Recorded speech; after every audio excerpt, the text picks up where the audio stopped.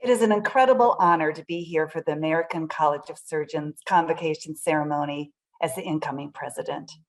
The American College of Surgeons has been such an important part of my life for more than 30 years, and I couldn't be prouder to welcome all of you, initiates, honorary fellows, officers, and returning members into its fellowship. Congratulations on your amazing achievement. You are joining ranks with a vibrant, diverse community of surgeons who will inspire and support your continued growth and leadership.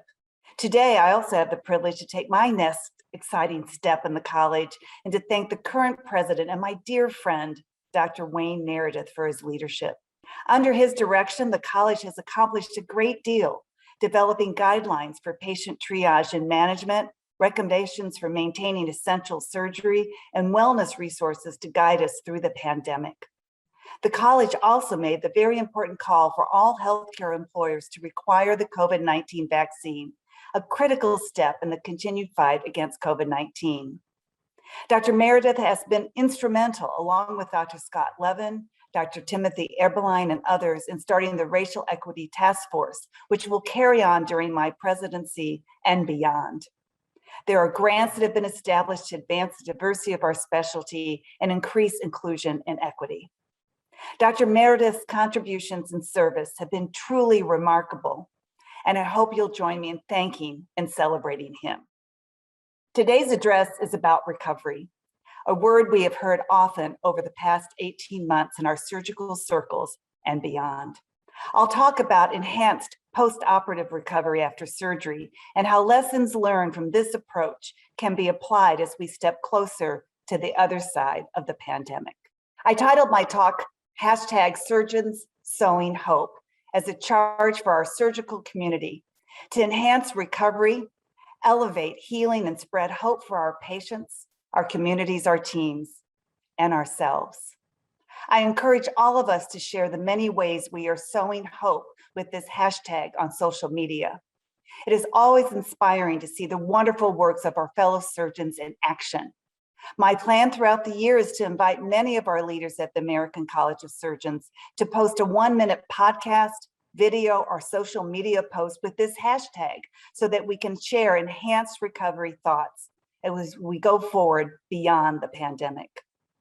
The poet Emily Dickinson wrote, "Hope is the thing with feathers that perches in the soul and sings the tune without the words and never stops at all."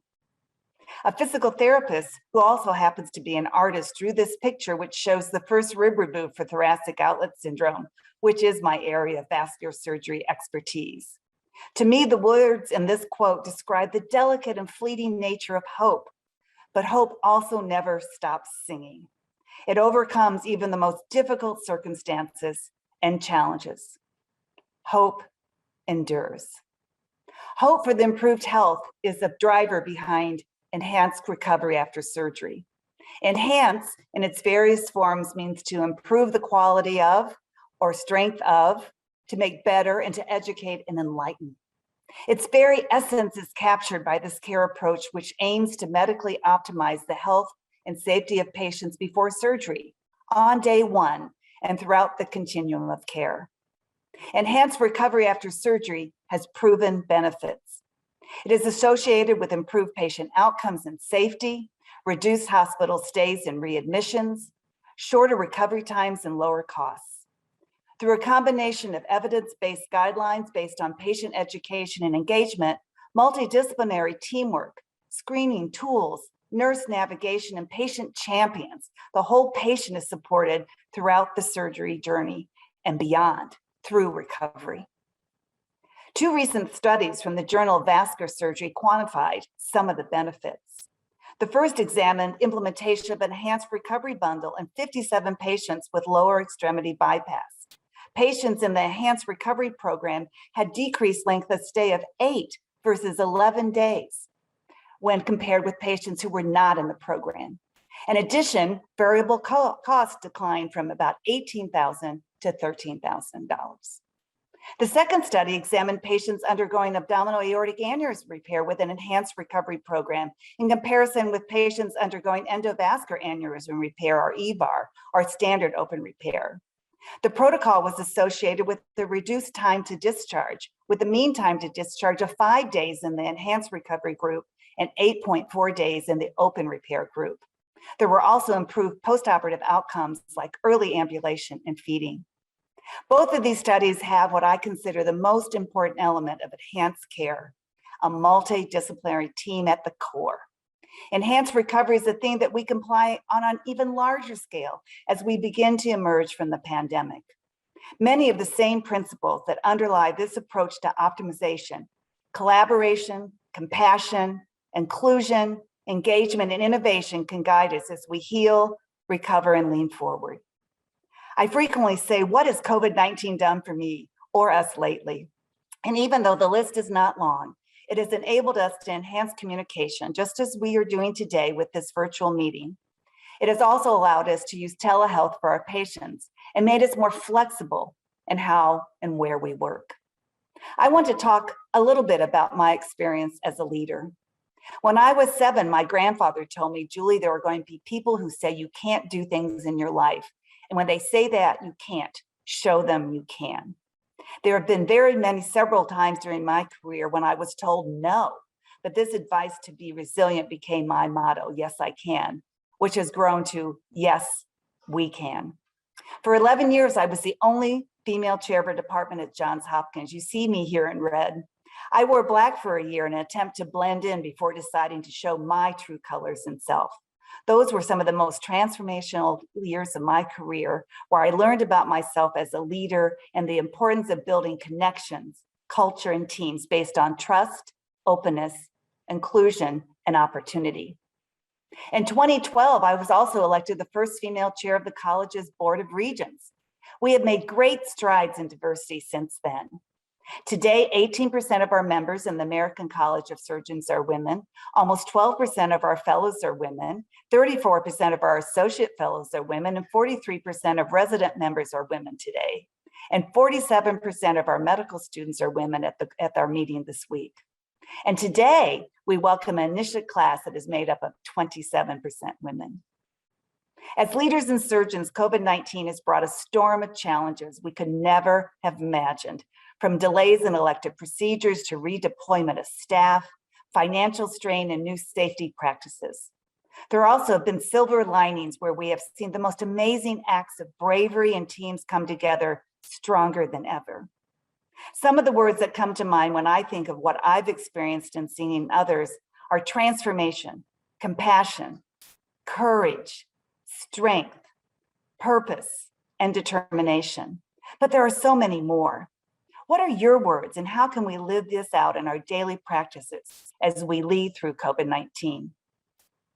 To look forward, let's take a quick look back at the past year. According to the American College of Surgeons, 52% of surgeons reported experiencing burnout.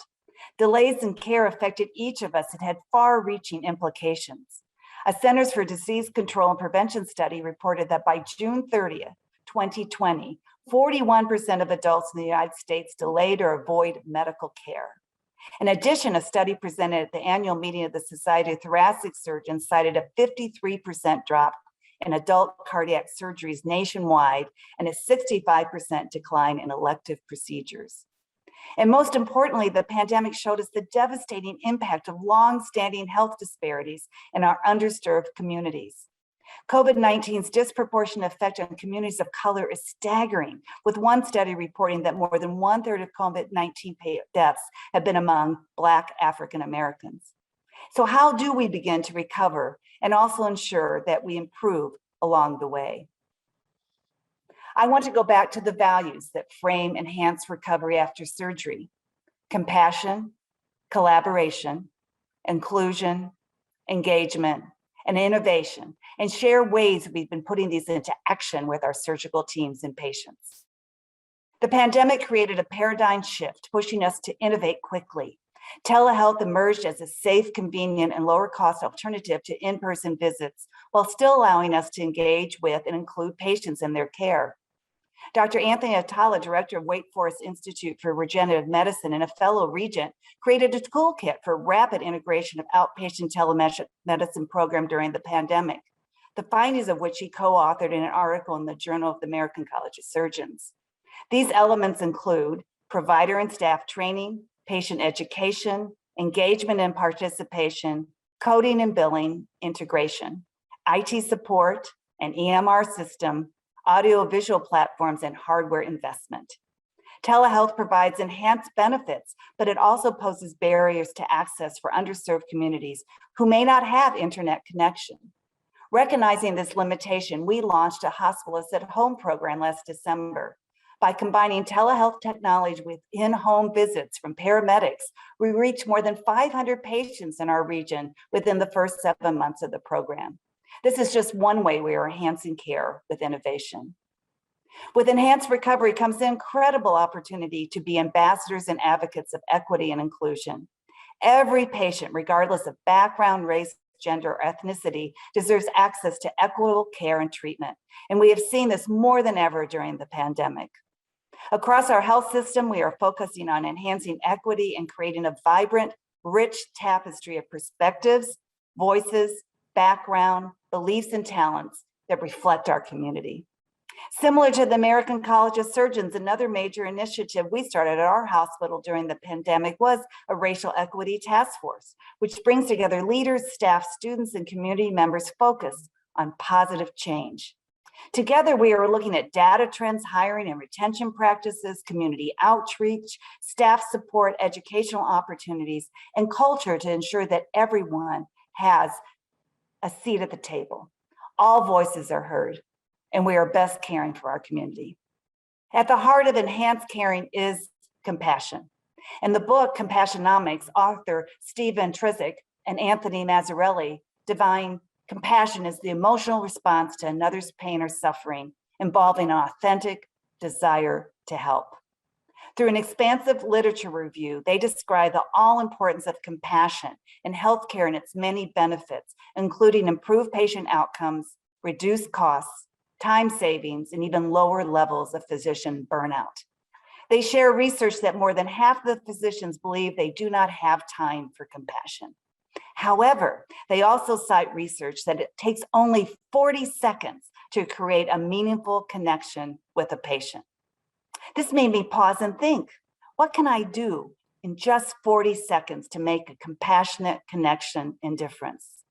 For me, it's treating patients how I would want my own family treated, asking, how do you feel and what are you hoping for? And making sure I communicate that together, we are one team focused on your health and recovery. My son Taylor calls that mom-directed care. Everyone deserves this kind of care. Over the past year, we have seen the difference that commitment and compassion make when they are enhanced. This is a picture of Victory Lane, which is on the walkway our employees use every day as they arrive at the hospital. Each gold ribbon represents a patient who received COVID-19 care at our hospital and returned home. Today, this walkway is completely filled with ribbons as more than 3,000 patients have been discharged. This picture reflects the amazing opportunity that we have to make a life-changing difference. I believe that part of enhancing recovery means taking the time to say thank you and celebrating the incredible work and sacrifices made by our healthcare heroes. This can take the form of recognitions like Victory Lane or smaller gestures like stopping to ask a teammate how their day is going and if you can help in any way. Lastly, enhanced care and recovery take true teamwork based on communication, trust, transparency, and opportunity. When we open opportunity and empower others, our teams become stronger, and together we go further. My amazing team is in this photo.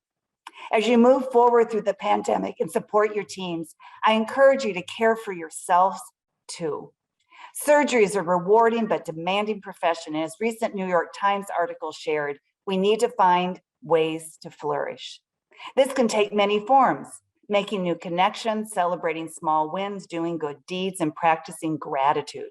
One of the ways to enhance recovery as you enter the next part of your career as a new member of the American College of Surgeons is to be involved and have your friends and colleagues become members. My friendships over the years with other members of the American College of Surgeons have always sustained me, but even more so during the pandemic. Even virtual connections have been essential to me, and I cannot wait until we are back safely in person again. Today marks an incredible accomplishment for each of you, and I encourage you to get involved, engage with this amazing organization and network of people who will become your friends, advocates, and closest professional collaborators. Together as surgeons, we have an exciting opportunity to elevate healing, enhance recovery, and spread hope. My charge for each of us is to lead forward with compassion, collaboration, inclusion, and innovation. I cannot wait to see the many ways we enhance care and uplift recovery as #SurgeonsSowingHope. Thank you for having me here today. It's an honor and privilege to lead with you, and I look forward to all we will accomplish together with the American College of Surgeons.